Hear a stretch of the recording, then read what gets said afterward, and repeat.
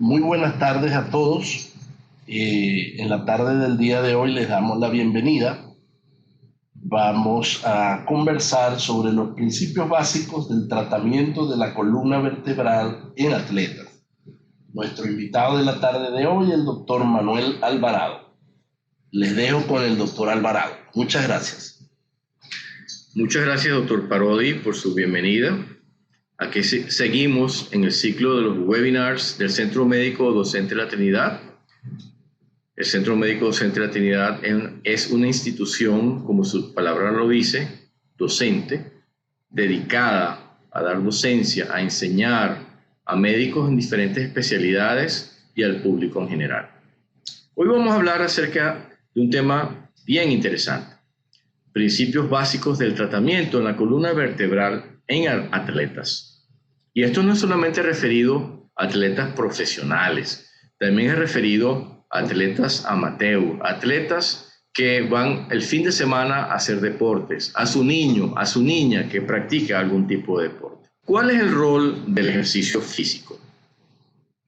En primer lugar, estimular el desarrollo, la resistencia y la fuerza muscular, sin lugar a dudas. Mejorar la nutrición del disco intervertebral. El ejercicio ayuda a que el disco se nutra. Y si el disco se nutre adecuadamente, esto ayuda a detener el proceso degenerativo discal.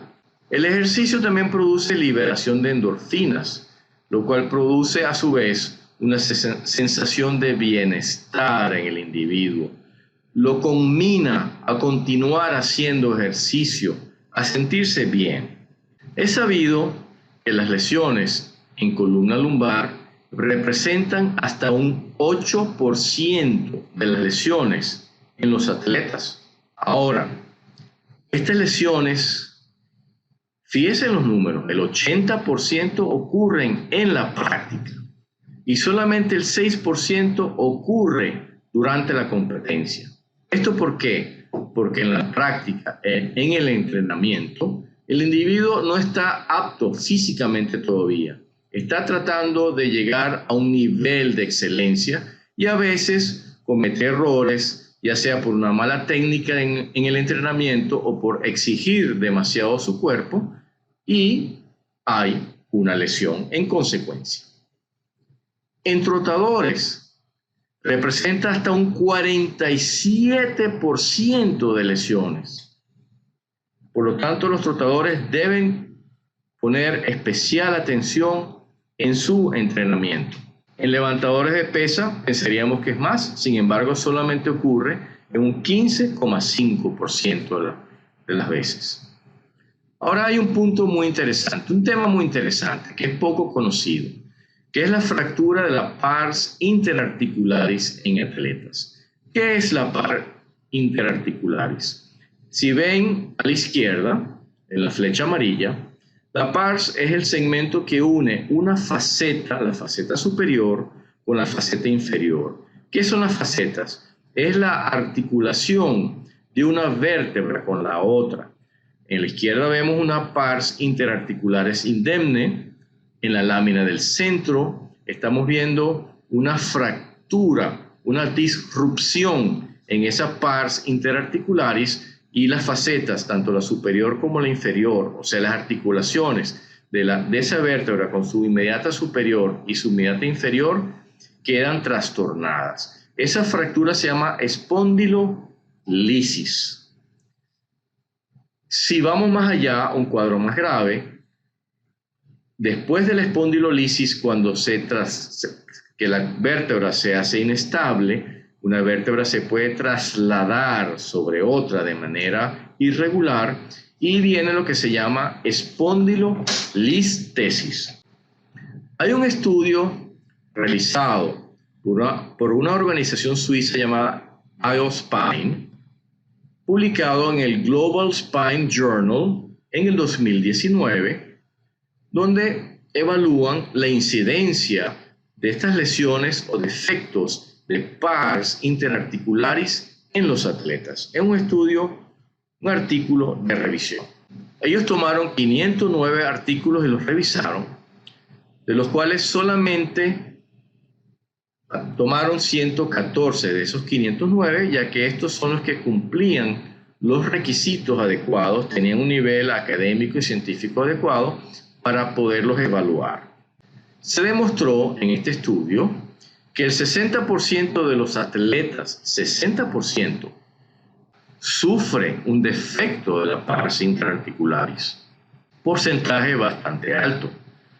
Y si discriminamos cuáles son estos atletas, vemos que los clavadistas tienen un sólido 35% de lesión de la pars, eso debido al trauma que sufren cuando caen en el agua, cuando hacen un clavado de altura. Béisbol y softball, casi 27%, levantamiento de pesas, casi un 20%, ping-pong, 15%, lucha libre, 14%, casi 15%. De los jugadores que entraron en los estudios, 74, 94, casi 95% se sometieron a tratamiento conservador y solamente 5.4 se sometieron a tratamiento quirúrgico. De esos 74 jugadores, el 82% regresó a su nivel de juego anterior. El resto de los jugadores o se retiró de su juego o no se reportó en los estudios. La literatura médica actual demuestra una evidencia sólida que los defectos de la pars interarticularis es mayor en la población atlética, siendo, como vimos anteriormente, la mayor incidencia en los clavadistas de altura. Sin embargo, aún no existe un protocolo estándar de oro para el manejo de estos defectos de pars interarticularis. Por lo tanto, se requiere más investigación para poder comparar la terapia conservadora con la terapia quirúrgica y, a su vez, comparar las diversas técnicas quirúrgicas entre sí y poder llegar a un estándar de tratamiento. ¿Cuáles son los factores de riesgo conocidos para estos defectos? Asombrosamente, la infancia o adolescencia, el sexo masculino, los deportes de vida que requieren hiperextensión repetida con rotación de la columna lumbar. Unos posibles factores de riesgo incluyen antecedentes familiares, alguien que haya tenido esos defectos en la familia, un hermano, el papá, un tío, tiene discreto mayor riesgo, una espina bífida oculta también. Ahora, la espondilolisis, que ya vimos que era la ruptura de la pars, y la espondilolistesis, que es el desplazamiento de la vértebra, constituye la causa del 47% del dolor lumbar en atletas adolescentes. Ahora, ¿por qué la espondilolisis es más común en niños?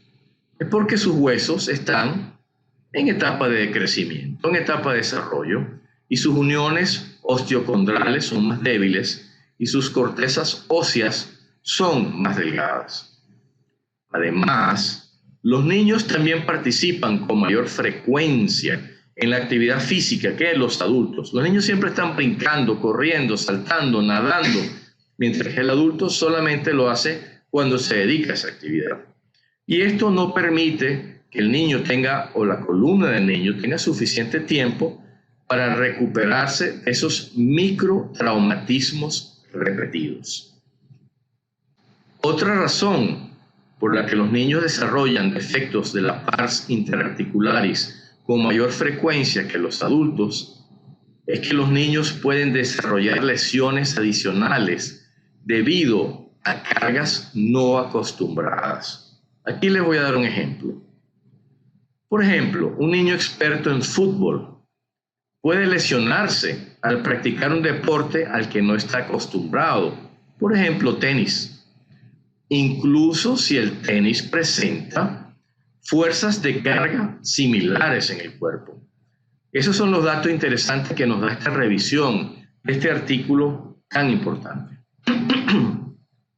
Por el contrario, los adultos a menudo no desarrollan lesiones por cargas no acostumbradas.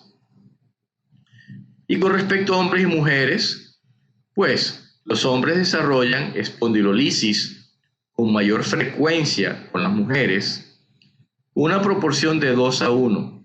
Sin embargo, las mujeres tienen más probabilidades de desarrollar espondilolistesis severa. En otras palabras, tienen más probabilidades de que una vértebra se desplace sobre la otra que el hombre. Otro punto interesante en las lesiones de columna de los atletas es el famoso disco intervertebral. El disco intervertebral no es más que una estructura conectiva que tiene poca capacidad para remodelarse y repararse debido a su estado avascular, lo que lo hace vulnerable a fallas por fatiga. En la lámina ustedes pueden ver el hueso, esta sería la vértebra, con toda esta red de vasos, de arterias, de capilares, los cuales le dan nutrición a la vértebra. Sin embargo, el disco que está aquí abajo, con su núcleo pulposo, es totalmente avascular. Prácticamente se nutre por ósmosis de una gran cantidad de capilares que están pegados en el borde, que es el platillo vertebral. ¿Cuál es la función del disco? Permite la movilidad y la transferencia de cargas axiales entre las vértebras. En otras palabras, la flexoextensión, la flexión lateral, el movimiento axial y la traslación. Ahí ven, ese es el vector de compresión en el disco. Ahora, el disco soporta junto con la vértebra el 80% de la fuerza compresiva en la posición de pie. Y su propiedad biomecánica depende principalmente o casi exclusivamente de la hidratación de este tejido, de la hidratación del núcleo pulposo. El núcleo debe estar hidratado para que pueda funcionar como un amortiguador. Si ese disco pierde su hidratación, su función de amortiguación se pierde también. Ahora está formado por un anillo fibroso muy fuerte, formado por colágeno en forma de láminas que contiene en el centro el núcleo pulposo, lo que permite el movimiento del disco. Y el núcleo pulposo está formado principalmente por agua y proteoglicanos, que no es más que los polisacáridos con proteínas, y permiten la compresión y la deformación temporal del disco a expensas de la salida del agua. Datos interesantes. Obviamente, hay efectos producidos por la compresión axial en el disco durante el ejercicio físico.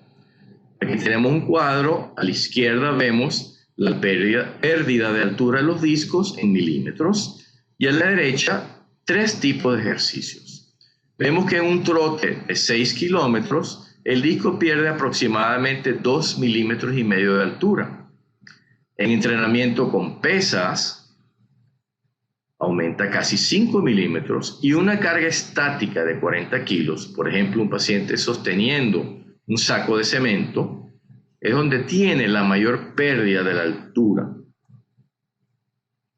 ¿Qué sucede durante un maratón? Que ya dijimos que es un ejercicio de alto impacto sobre la columna, donde hay fuerzas de compresión sobre el disco.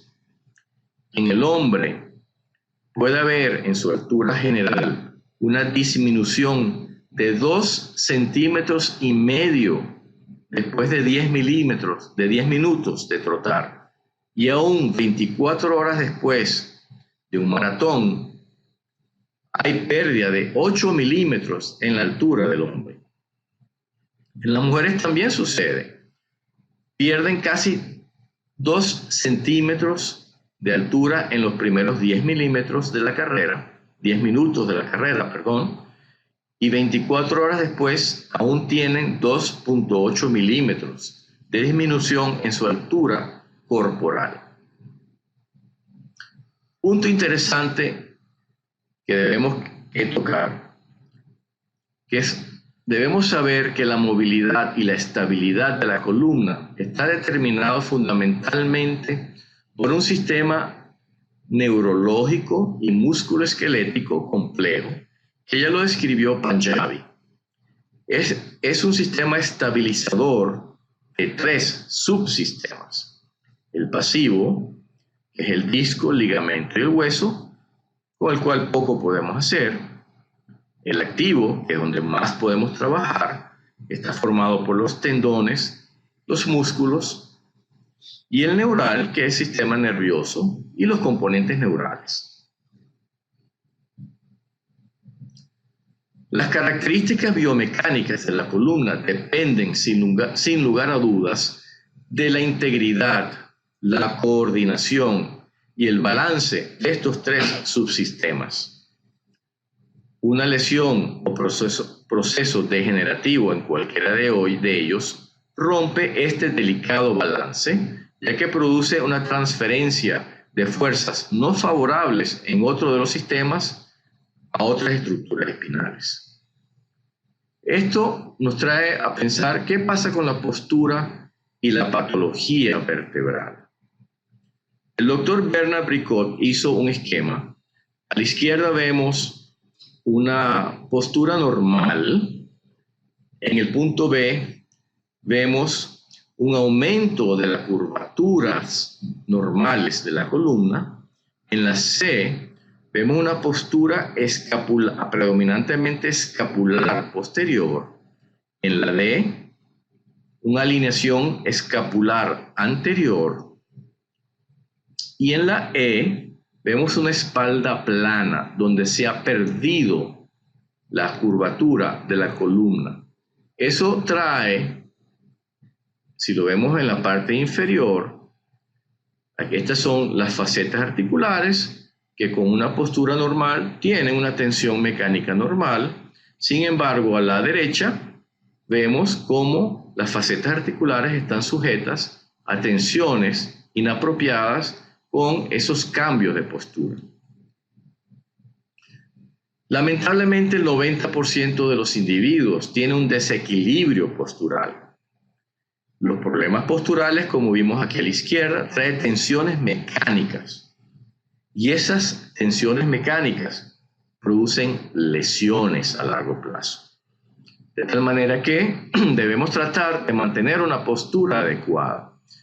Aquí vemos unas láminas. A la izquierda pueden ver un disco normal, una altura bien, con un núcleo pulposo bien hidratado, plano totalmente en su porción posterior, sin compresión.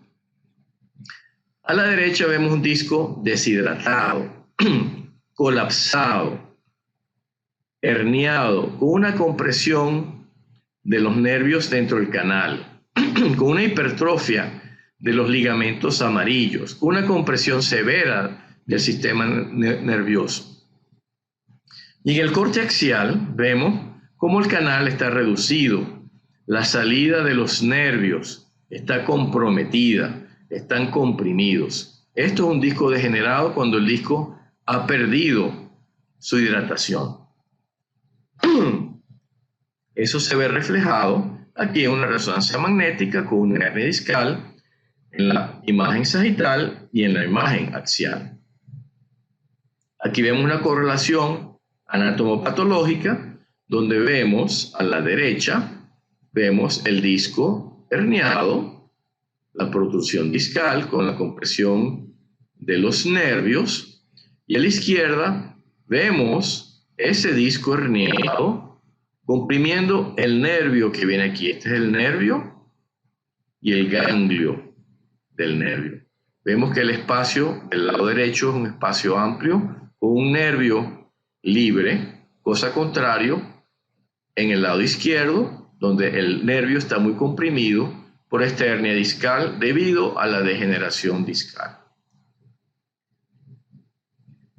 Hablemos algo de rehabilitación. La columna vertebral debe ser evaluada globalmente, de tal manera que la columna cervical está unida a la columna lumbar siempre, no la podemos separar. Por lo tanto, el tratamiento de la columna debe ser un tratamiento global, debe ser un tratamiento simultáneo, tanto de la cervical como de la lumbar. Debido a que la columna de un atleta depende, sin lugar a dudas, de una columna estable, con patrones de movimiento neuromusculares coordinados. Y una columna estable es mantenida, como ya dijimos anteriormente, por la interacción o la relación de los tres subsistemas que ya vimos: el pasivo, disco, faceta y ligamentos; el activo, músculo y tendones; y el neural. Aquí vemos abajo el triángulo, los tres sistemas. Si hay una falla de uno de los lados del triángulo, la columna se vuelve una columna inestable, una alta probabilidad de lesión. Las lesiones son reales, son una complicación. Así vemos que en movimientos corporales de alta velocidad, en colisiones entre atletas, en los deportes de contacto, en contracciones musculares repetitivas de alto impacto, se lleva al límite la integridad tisular, y eso va a conducir, sin lugar a duda, a lesiones en la columna del atleta. Y cuando yo hablo de atleta, no solamente hablo del atleta profesional, hablamos del atleta del fin de semana, hablamos de su niño que está practicando béisbol, de su niño que está practicando natación, de su niño que está practicando atletismo, tenis, gimnasia rítmica, gimnasia olímpica, como esto, o rugby, béisbol. De eso estamos hablando, no solamente de los adultos, sino de los niños y de los adolescentes también. Ahora, en la columna lumbar, la zona más frecuente en lesiones se ven, como dijimos, en los clavadistas, en la gimnasia, en el fútbol, baile, levantamiento de pesas, lucha, remo, natación, golf amateur, ballet. La segunda zona de frecuencia de lesiones en el baile aeróbico y en el golf profesional. Y es una causa importante de lesiones en la danza general, en el béisbol, en el básquetbol, en el trote, ciclismo, tenis y patinaje. El tejido blando, sin lugar a dudas, es un factor primordial en el soporte y la movilidad de la columna. Una columna sin tejidos blandos, excepto el disco y ligamentos, soporta una carga de solamente 18 kilos antes de colapsar. Cosa contraria, una columna con todos sus tejidos blandos funcionando adecuadamente, donde puede soportar cargas muy altas. Volvemos otra vez, y disculpe que insista tanto, entre los tres grupos musculares estabilizadores. Tenemos los flexores cortos en la columna lumbosacra, que son el grupo de los psoas; los flexores largos, donde tenemos los abdominales anteriores y los oblicuos; los extensores, donde está el complejo de músculos paraespinales lumbosacros; y los accesorios, el cuadrado lumbar y el dorsal ancho. Hay que considerar la flexibilidad y la fuerza muscular para evitar lesiones. Por lo tanto, debemos tener una buena estabilidad espinal para evitar estas lesiones. Con respecto a la flexibilidad, es un componente crítico, ya sea una flexibilidad promedio o mayor de la promedio, para poder prevenir lesiones y obtener y mantener un rendimiento óptimo en el paciente. Para tener una buena flexibilidad y evitar lesiones, existen técnicas de estiramiento que consisten en calentamiento y enfriamiento, lo cual evita lesiones. Hay que trabajar los grupos musculares mayores. Hay que hacer un calentamiento primero, un ejercicio suave y lento. Hacer repeticiones de 3 a 5 veces hasta que el músculo logre un buen estiramiento, un buen calentamiento.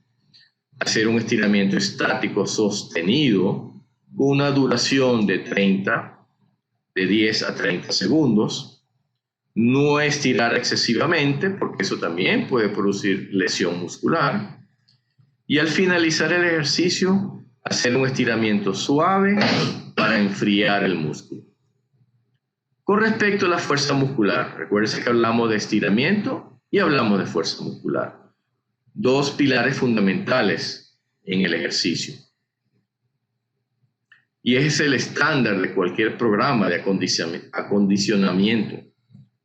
Hay que considerar que las estructuras vertebrales limitan el rango de movimiento, por lo tanto no debemos pedir más rango de movimiento de lo que las estructuras vertebrales nos permiten. Y tenemos que considerar que los músculos que controlan los movimientos espinales trabajan en grupos, no trabajan de manera aislada. Y los programas deben estar dirigidos, repito nuevamente, a los 3 grupos musculares. Con respecto a algo que es muy popular, los cinturones, para, en teoría, proteger la columna lumbar. Hay muchas controversias sobre su utilidad. En el año 2000, el Instituto Nacional de la Seguridad y Salud Ocupacional, NIOSH, y la Administración de Seguridad y Salud Ocupacional, OSHA, de los Estados Unidos, demostró que no existen suficientes estudios que demuestren la efectividad del uso del cinturón. Es más, cuando la gente usa cinturones, existen riesgos, porque da una sensación de falsa seguridad y produce aumento de la presión intraabdominal, lo cual también es contraproducente. Ahora, vamos a lo que tenemos que pensar: fortalecer los grupos musculares. En general, tenemos el grupo espinal extensor, que viene desde la fascia muy gruesa toracolumbar en sentido cefálico a lo largo de la columna dorsalmente, termina en la región suboccipital arriba y en los músculos glúteos y pélvicos abajo. Estos son ejercicios clásicos para fortalecer el grupo espinal extensor, el cual debe ser vigilado y supervisado por un entrenador con experiencia. Fortalecer también el grupo espinal flexor, donde están los esternocleidomastoideos, los planos musculares del tórax anterior y del abdomen, el iliopsoas y los músculos pélvicos anteriores. Ejercicios clásicos también para el fortalecimiento de los músculos, y vuelvo a repetir, son ejercicios que deben ser supervisados y vigilados por personal entrenado, y especialmente en su niño o en su niña.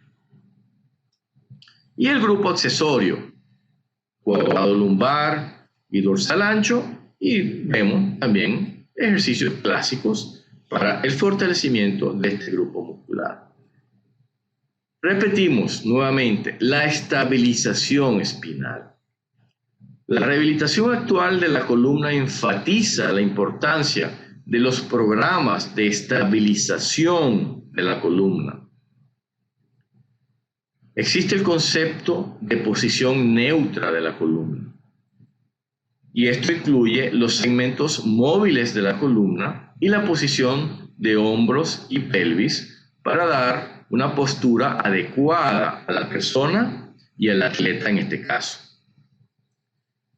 Y si no están alineados, deben ser restaurados a su alineación y balance natural para evitar lesiones. Debemos establecer un programa de acondicionamiento y fortalecimiento muscular progresivo para evitar lesiones. Progresivo.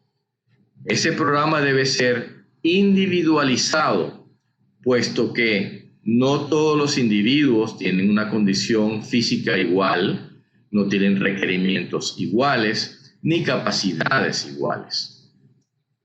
Debe ser un ejercicio diario con descanso de 1 o 2 días a la semana, puesto que el músculo debe recuperarse, también debe descansar. Siempre debe iniciarse un trabajo de estabilidad espinal, no realizar compresión axial para evitar lesiones discales y de las facetas articulares. Si hay dolor, debe detenerse el ejercicio y dar el tratamiento adecuado. Combinarlo siempre con actividades aeróbicas. Y debemos pensar de tomar por lo menos 3 meses para lograr un aumento en la función y una disminución en el dolor. No debemos pensar que en 15 días o en un mes o en mes y medio vamos a obtener una condición física óptima. Si lo hacemos de esa manera, sin lugar a dudas, lo que vamos a lograr no es esa condición física óptima, sino una lesión que pudiera ser reversible o no. Con respecto a los niños y adolescentes, ya vimos que tienen mayor probabilidad de tener lesiones óseas en el caso de la espondilolistesis, que ya vimos anteriormente. Por lo tanto, sus ejercicios y su entrenamiento deben ser rigurosamente controlados. Los niños y adolescentes no deben ser cambiados de un deporte a otro de manera súbita sin un entrenamiento adecuado, y deben ser examinados periódicamente, especialmente cuando tienen dolor lumbar, porque podemos estar frente a una lesión vertebral, a una espondilolisis, a una espondilolistesis, especialmente en deportes donde se requiere hiperextensión de la columna lumbar, tales como clavados, gimnasia olímpica o rítmica, tenis, voleibol. Bueno, espero que este webinar le haya sido de utilidad. Recuerden, por favor, de hacer sus ejercicios de manera progresiva, llevarse 3 meses para obtener una condición óptima, tratar de lograr una buena estabilización de la columna con un buen desarrollo y una buena flexibilidad para evitar lesiones. Muchas gracias. Si quieren hacer preguntas, estamos a la orden. ¿Qué tipo de ejercicios son los recomendados de acuerdo a lo expuesto? Es una pregunta bastante amplia. Obviamente, los ejercicios deben ser personalizados de acuerdo a la actividad física que usted vaya a realizar. Si es tenis, si es golf, si es natación. Ya vimos que los 3 grupos musculares, independientemente de la actividad deportiva que usted vaya a realizar, deben ser adecuadamente desarrollados, tanto en su fortalecimiento muscular como en su elasticidad, para evitar las lesiones.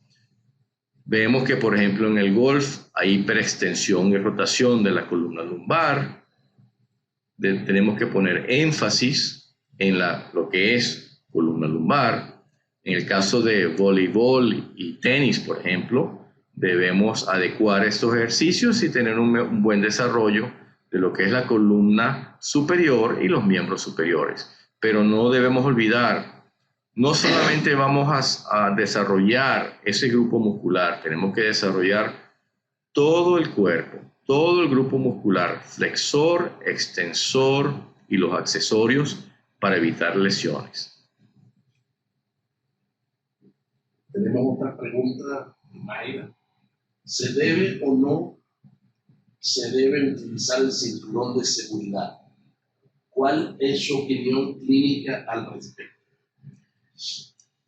El estudio que se demostró del año 2000 de los institutos de salud de los Estados Unidos, se vio que no hay en realidad una evidencia sólida que indique que el cinturón le va a dar protección. Mi recomendación personal es que si usted no es un atleta profesional, por ejemplo, de levantamiento de pesas, donde requiere levantar pesos extremos y pudiera haber herniaciones de cualquier tipo, yo le diría que su cinturón de seguridad sea su cinturón abdominal y lumbosacra. Desarrollar la cincha muscular, el grupo muscular anterior y posterior de su columna lumbosacra, lo cual le va a dar mucho mayor protección que un cinturón que usted está colocando y que piensa que va a evitar que haga una hernia discal, por ejemplo, y no sobrepasarse en sus capacidades físicas, especialmente cuando estamos tratando de cargas axiales. Para una persona que realiza trabajos de oficina, caso 1, que sufre de la cervical, caso 2. Mira, el problema del trabajo de oficina es un terrible problema porque es un trabajo muy sedentario. Y se ha demostrado que uno de los factores predisponentes en la degeneración discal y en las lesiones de la columna vertebral son precisamente no tener una condición física óptima. Porque ya vimos, existen ciertos elementos estáticos, como son los discos y los ligamentos, sobre los cuales no podemos hacer mucho. Y sabemos que la columna está formada por vértebras que son independientes una de otras y están unidas por los discos, por las facetas articulares, pero tiene un conjunto de músculos con sus tendones que se insertan en la columna. Si los músculos y los tendones están mal desarrollados, la columna empieza a tener movimientos erráticos, el disco, que es un amortiguador, comienza a sufrir cargas mecánicas por encima de sus capacidades y se comienza a lesionar. Por lo tanto, una persona que tenga una actividad sedentaria, una actividad de oficina, para evitar estas lesiones, para evitar o disminuir la velocidad de progresión de una degeneración discal, debe estar en condiciones óptimas, de tal manera que tiene que buscar indudablemente el tiempo fuera de su trabajo de oficina para optimizar su condición física, y eso le va a evitar sus lesiones en la columna. La parte 2, la parte de la columna cervical, yo agregaría a todo lo dicho anteriormente, que usted debe estar sentado en una silla ergonómica, con un buen apoyo lumbar, un buen apoyo dorsal, y si trabaja mucho con la computadora, tener el monitor a la misma altura de sus ojos, porque si el monitor está muy por debajo, usted va a pasar muchas horas con su cuello en flexión y sus discos van a estar muchas horas en flexión y se van a lesionar. Ya vimos que las cargas axiales producen una salida del agua del disco, lo cual lo deshidrata y lo daña. Si el monitor está por encima del nivel de los ojos, igual va a tener el cuello en hiperextensión, el disco va a estar comprimido en la parte posterior y más aún las facetas articulares, que no son más que las articulaciones que unen una vértebra con la otra, van a estar sometidas durante horas y horas a una carga en compresión, lo cual a la larga las va a lesionar también. Espero que haya respondido su pregunta adecuadamente. Doctor Orlando Moreno, excelente exposición. ¿Quién debe evaluar la columna? ¿Un traumatólogo, un neurocirujano o un fisiatra? Es una excelente pregunta, doctor Moreno. Gracias por esa pregunta tan interesante. El concepto ha cambiado mucho. Yo soy neurocirujano y cirujano columna. Tradicionalmente a nivel mundial, en los inicios Los que operaban columnas, sin lugar a dudas, siempre habían sido los neurocirujanos. Sin embargo, en el devenir de los años, en el desarrollo de la medicina, de la tecnología y las nuevas técnicas quirúrgicas, el grupo de traumatólogos también se ha dedicado a ver la columna. Entonces, los neurocirujanos operamos y evaluamos la columna, y los traumatólogos con especialización en columna también evalúan la columna, la evalúan, la operan y pueden dar indicaciones adecuadas. A nivel mundial, el concepto está de que ahora es una subespecialidad, cirugía de columna, que puede ser hecha tanto por neurocirujanos como traumatólogos, una gran experticia y gran resultado. Ahora, después que el traumatólogo o el neurocirujano ha evaluado al paciente con su patología, sin lugar a dudas, lo remite posteriormente al médico especialista en esa área, que es el médico fisiatra, que le evalúa cuáles son los problemas de columna y cuáles son los planes de ejercicio y de tratamiento, ya sea estimulación eléctrica, calor local, masaje, estiramiento, fortalecimiento, ultrasonido, que se puede aplicar al paciente, y luego, después de haber hecho su esquema de tratamiento, lo refiere al fisioterapeuta, quien lleva a cabo este plan o este esquema de tratamiento que el médico especialista, el médico fisiatra, lo ha indicado. Hay otra pregunta. Pedro pregunta, ¿hay algún sitio donde se pueda tomar una referencia base de los ejercicios para personas que trabajan en la oficina y los que trabajan en la oficina con problemas de cervical? Caso 1, caso 2, hace referencia. Mire, yo les sugiero que si tienen un problema de cervical, porque hoy en día está muy de moda la referencia de Dr. Google. Todo el mundo se va a referencia de Dr. Google y después que lo lee, piensa que es especialista en el área. Sin lugar a dudas, el Internet nos ha mejorado mucho el tratamiento. De hecho, estamos dando esta conferencia gracias al Internet, pero en caso de los trabajos publicados en Internet, la persona común y corriente no tiene el conocimiento ni tiene la experiencia para poder discernir cuál de estos trabajos son realmente positivos, cuáles son serios, una sólida base científica y cuáles no. Y he visto en la consulta que muchos pacientes vienen en pánico pensando que tienen una patología que ellos se diagnosticaron con Dr. Google. Mi consejo, vaya a un cirujano de columna, un especialista de columna, ya sea neurocirujano, ya sea traumatólogo, porque él es el especialista capacitado para poderlo evaluar íntegramente toda su columna y es quien le puede dar las recomendaciones adecuadas basado en su conocimiento y su experiencia. ¿Cuál es su opinión clínica de la posición de la columna de los ciclistas? ¿Trae consecuencias? Wow, es una pregunta interesante. La columna de los ciclistas está sujeta, sin lugar a dudas, a dos eventos que son complejos. El ciclista está en hiperflexión casi permanente, por un lado, de tal manera que el disco está también comprimido en su porción anterior y a su vez recibe cargas axiales durante el movimiento, ya que si caen huecos, se caen baches, si hay subidas o levantamientos del pavimento, eso se transmite directamente a la columna. Por lo tanto, el ciclista, una de las cosas que debe hacer es tener un buen entrenamiento de miembros inferiores para poder en cierta forma amortiguar esos golpes, que no se transmita el vector de la fuerza directamente hacia la columna lumbar.